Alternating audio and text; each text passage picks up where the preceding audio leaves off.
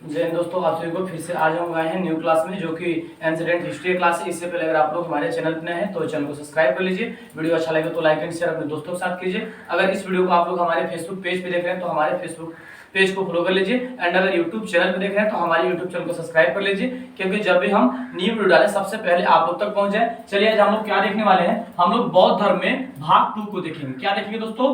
बौद्ध धर्म में भाग 2 को। कल हम लोग भाग 2 को देखे थे, कुछ पॉइंट उसमें का बाकी लग गया था, जो कि आज फिनिश हम लोग करेंगे बौद्ध धर्म से जो रिलेटेड है। सबसे पहला पॉइंट हम लोग का क्या बन रहा है इसमें देखिए, कह रहा है कि मृत्यु या शरीर त्याग की घटना बौद्ध साहित्य में महापरिनिर्वाण कहा गया है। जो यहाँ बताया गया है, बचपन का नाम आप लोगों को पता है सिद्धार्थ था। जो महात्मा बुद्ध का नाम बचपन का था वो सिद्धार्थ था। यहाँ बताया जब सिद्धार्थ की मृत्यु हुई है और जब शरीर का इनका त्याग हुआ, उसी घटनाक्रम को हम लोग क्या कहते हैं? महापरिनिर्वाण कहते हैं। क्या कहते हैं दोस्तों? महापरिनिर्वाण उस घटना को कहते हैं। अगला बताया कि कुशीनगर। अब यहाँ देखिए, कह रहे कि कुशीनगर महाजनपद, कुशीनगर महाजनपद 483 बीसी चुंद शिष्य, इनका शिष्य का नाम आप लोगों को पता होगा, चुंद था। इस चीज को बताया गया है। और इनकी मृत्यु की बात की जाए तो मृत्यु आप लोग कल वाले वीडियो में देखे होंगे। अब आगे देखिए, कह रहा है कि मृत्यु के बाद बुद्ध के अस्थि अवशेष को 8 जगह भेजे गए थे। बहुत बेसिक पॉइंट है, आपकी एग्जाम के दृष्टिकोण से इस चीज को ध्यान रखिएगा। यहाँ पर है जब बुद्ध की मृत्यु हुई थी तो इनकी जो अस्थियां थी और जो अवशेष थे कितने जगह पे भेजे गए थे? 8 जगह पे भेजे गए थे। जगह का नाम यहाँ प्रेजेंट है। सबसे पहला जगह कौन सा था? सबसे पहला जगह जहां इनकी अस्थियों को भेजा गया था, मगध। दूसरा कौन सा है दोस्तों? वैशाली। तीसरा कौन है? कपिल वस्तु। चौथा जगह कौन सा है? अलकत।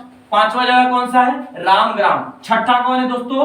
कुशीनगर। और सातवां कौन है? पावापुरी। और आठवां कौन है? व्यासद्वीप। एक बार और आप लोग जान लीजिए कि यहाँ जो मृत्यु के बाद बुद्ध के जो अस्थियां थे और अवशेष थे वो कितने जगह भेजे गए थे? 8 जगह। जो 8 जगह यहाँ प्रेजेंट है आप लोग देख रहे होंगे। चलिए अगले पॉइंट को देखिए। तो अगला पॉइंट पर है कि इन्होंने स्वार्थिक उपदेश पाली भाषा में दिए।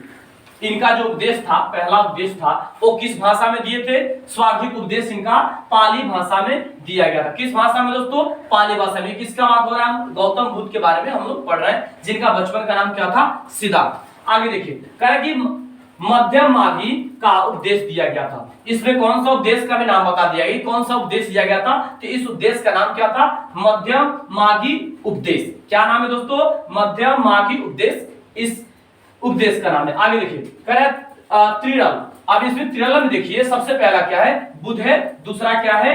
धम्म है। और तीसरा क्या है? संघ है। इस त्रिरल में हम लोग 3 चीज को देखेंगे। सबसे पहले बुद्ध, और दूसरा क्या? धम्म, और तीसरा क्या है? संघ है। अब आगे देखिए, कह रहा है कि बौद्ध की संगीतियां कुछ थी, इसके बारे में हम लोग जान लेते हैं। इनकी संगीतियां थी प्रथम, द्वितीय और तृतीय और चतुर्थी। एक एक बारी बारी से हम लोग जानेंगे। और स्थान कहां था, उसके बाद इसके शासक कौन कौन थे, उसके बाद अध्यक्षता किसको किसको मिली, इसको भी जानेंगे हम लोग। सबसे पहले देखिए, सबसे प्रथम यानी बौद्ध की प्रथम संगीतियां यहाँ बताया गया है। कब हुआ था इस चीज को बताया गया? 483 बीसी। इस स्थान कहां पे है? राजगिरी। उसके बाद शासक कौन था? अजातशत्रु। उसके बाद अध्यक्षता किसको मिली? महाकश्यप को। किसको? महाकश्यप को। अब देखिए, अब द्वितीय की बात की जाए तो द्वितीय का सन कौन सा है? 383 बीसी। क्या है दोस्तों? 383 बीसी। जगह का नाम है वैशाली। उसके बाद इसका शासक कौन था? कलाशोक। इसका शासक कौन है दोस्तों? कलाशोक इसका शासक है। उसके बाद इसकी अध्यक्षता कौन किया है? एक बार जानिए। सवा कामिर, इसका अध्यक्षता कौन किया दोस्तों? सवा कामिर ने अध्यक्षता की है। अब आते हैं हम लोग तृतीय में। तृतीय में आप लोग एक बार ध्यान से देखिए, तृतीय की टाइम पीरियड देखिए, कह रहा है 250 बीसी। तृतीय में क्या है दोस्तों? इसकी टाइम पीरियड 250 बीसी। 250 बीसी में था। जगह का नाम पाटलिपुत्र।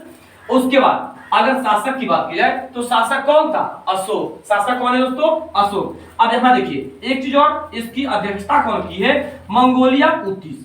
कौन अध्यक्षता की है? मंगोली कुतिश, इसने किया था। अब देखिए चतुर्थ, अब यानी कि 4 नंबर पे हम लोग आते हैं। 4 नंबर पे देखिए, कह रहे हैं ईसा का प्रथम, जो कि 98 एडी बताया गया है। कितना बताया गया है? ईसा का प्रथम यानी 98 एडी। ये चतुर्थ हमारा क्या है? बौद्ध संगीतिया का जो 4th नंबर है, इसको बताया गया है कि ईसा का प्रथम यानी 98 एडी। उसके बाद अगर जगह की बात की जाए, स्थान की, तो स्थान कहाँ है? कुंडलवन। स्थान कहाँ है दोस्तों? स्थान कुंडलवन है। उसके बाद इसका शासक कौन है? कनिष्क। शासक कौन है दोस्तों? कनिष्क इसका शासक है।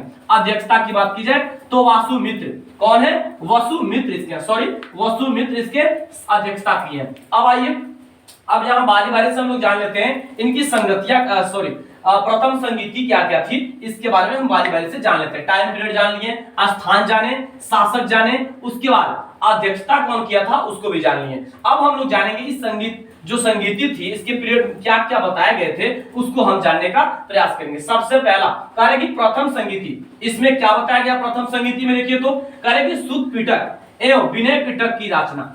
प्रथम संगीति में क्या चीज बताया गया है, सबसे पहले सुत पिटक एवं विनय पिटक की रचना पहली संगीति में बताई गई है। अब हम लोग देखेंगे दूसरा नहीं बताया गया था, हम लोग डायरेक्ट तीसरे पे जाते हैं क्योंकि दूसरा बताया नहीं गया था और दूसरा प्रेजेंट भी नहीं है, हम लोग तीसरे पे आते हैं। तीसरा क्या था, अनिधम पिटक जोड़ा गया था। तृतीय संगीति में क्या चीज को जोड़ा गया था, अनिधम पिटक को जोड़ा गया था। अब आते हैं चतुर्थ में। चतुर्थ में देखिए तो करेंगे चतुर्थ संगीति, इसमें बताया हियान और महायान में विभाजन, यानी जो इनकी प्रथम संगीतियां थी उसमें आप लोग जान लिए सुत पिटक और विनय पिटक को। उसके बाद जो तृतीय था दूसरा नहीं बताया गया है तो अधिनम पिटक जोड़ा गया था। चतुर्थ की बात की है, चतुर्थ संगीति की, तो चतुर्थ में बताया कि यान और महायान विभाजन किया गया था इसमें। अब आइए, अब यहाँ बताया कि सबसे पहले हम सुत पिटक को जान लेते हैं। सुत पिटक है क्या, देखिए यहाँ सुत पिटक की बात करें तो कह रहे कि बुद्ध के धार्मिक विचारों एवं उपदेश का संग्रह। ये सुत पिटक क्या बताता है, इस चीज को बताता है कि बुद्ध के धार्मिक विचार और उनका उपदेश क्या है, उनका संग्रह के बारे में बताता है। किसके बारे में, बुद्ध के संग्रह के बारे में, जो कि बुद्ध का बचपन का नाम बार बार रिपीट इसलिए कर रहे हैं कि आप लोगों को याद हो जाए, बुद्ध का बचपन का नाम सिद्धार्थ था, यानी सिद्धार्थ के बारे में बता रहे हैं कि उनका सुत पिटक कैसा था, बुद्ध के धार्मिक विचारों एवं उपदेश का संग्रह बताता है। उसके बाद है विनय पिटक। विनय पिटक से क्या हमको जानकारी मिलती है, कह रहे कि बौद्ध भिक्षुओं के अनुशासन संबंधित नियम। हम लोग को विनय पिटक से क्या मिलते हैं, इससे बताया गया कि बौद्ध भिक्षुओं के अनुशासन संबंधित नियम की जानकारी हमको विनय पिटक से मिलती है। उसके बाद लास्ट जो पिटक हमारा है अधिधम पिटक। क्या है दोस्तों, अनिधम पिटक। अब इसको देखिए, इससे क्या जानकारी मिलती है, बताया गया है उपदेश एवं सिद्धांतों की दार्शनिक व्याख्या। इससे क्या मिलती है जानकारी, जो अनिधम पिटक है यानी कि लास्ट है, इससे क्या जानकारी मिलती है, बताया गया उपदेश एवं सिद्धांतों की दार्शनिक व्याख्या हमको इस चीज में देखने को मिलता है। आज जो हम लोग का बौद्ध धर्म था भाग 2 था, ये फिनिश हो गया। हम लोग कल नेक्स्ट वीडियो में फिर से मिलेंगे दूसरे टॉपिक को लेके। तब तक के लिए, इससे पहले अगर आप लोग हमारे चैनल पे नए हैं तो चैनल को सब्सक्राइब कर लीजिए, वीडियो अच्छा लगे तो लाइक एंड शेयर अपने दोस्तों के साथ कीजिए। अगर इस वीडियो को आप लोग हमारे फेसबुक पेज पे देख रहे हैं तो हमारे फेसबुक पेज को फॉलो कर लीजिए, एंड अगर यूट्यूब चैनल पे देख रहे हैं तो हमारे यूट्यूब चैनल को सब्सक्राइब कर लीजिए, क्योंकि जब भी हम न्यू वीडियो डालें सबसे पहले आप लोग तक पहुंच जाए। तब तक इसका आप लोग नोट्स बनाए, कल फिर मिलेंगे नए क्लास में नए जून के साथ। जय हिंद दोस्तों।